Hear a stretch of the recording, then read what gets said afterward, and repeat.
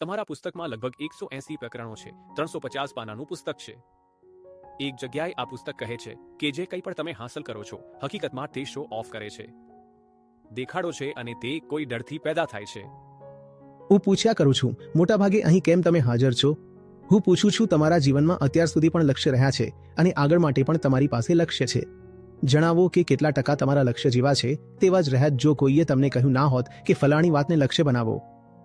જો દુનિયા જહાને પ્રથા પરંપરાએ તમને જણાવ્યું ના હોત કે જિંદગીમાં ફલાણું કામ કરવાનું હોય છે કે ફલાણી વસ્તુ પાછળ દોડવાને જ જીવન કહેવાય છે, આ બધું તમને જણાવવામાં આવ્યું ના હોત તો તમે જે કંઈ પણ કરી રહ્યા છો તેમાંથી કેટલા ટકા કરી રહ્યા હોત? તો જ્યારે ઈમાનદારી ભર્યો જવાબ આવે છે અવારનવાર તો તે મૌનનો જ હોય છે. બાકી બોલે છે, કોઈ બોલે છે 0%, કોઈ બોલે છે 1%, બધું જ તો આપણે એ જ કરી રહ્યા છીએ જે કોઈ બીજાએ જણાવી દીધું કે કરો, અને દરેક તે દિશા જે આપણને અત્યારે વાંછિત લાગી રહી છે, જેને આપણે આપણું લક્ષ્ય, ટાર્ગેટ, ગોલ વગેરે કહીએ છીએ, તે બધું એ જ છે જે તરફ ભીડ પણ જઈ રહી છે. અમારું પોતાનું તો ખાનગી તેમાં કંઈ છે જ નહીં. કોઈએ ના જણાવ્યું હોત કે આવું ભણતર ભણવાનું છે તો આપણે ના કરત.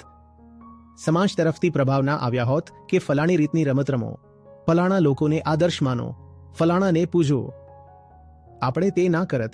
ફલાણી રીતનું ખાવાનું ખાઓ, આ પણ કોઈ બીજાએ જ જણાવી દીધું છે. બાળક પેદા થાય છે તેને ધર્મ અને જ્ઞાતિ પણ બીજા જ આપી દે છે. તે પોતે તો કહેતો નથી કે હું પેદા થયો છું તો મારે હવે આવી માન્યતાઓ રાખવી છે. તમારે જીવનમાં આ રીતે કરિયર બનાવવાનું છે, આ રીતે ઘર સંસાર વસાવવાનો છે, આ પણ બીજાએ જ જણાવી દીધું છે. તમારા બધા સપના પણ બીજાએ જ તમને પકડાવી દીધા છે. તો તે સપનાઓને હાંસલ કરવા મને જણાવો, તમારી ઉપલબ્ધિ કેવી રીતે થઈ ગઈ? પહેલા મારે તો અસ્તિત્વમાં આવવું જોઈએ ને. હું જ અસ્તિત્વમાં નથી તો કઈ મારી યાત્રા, કયો મારો પથ અને કઈ મારી મંજિલ?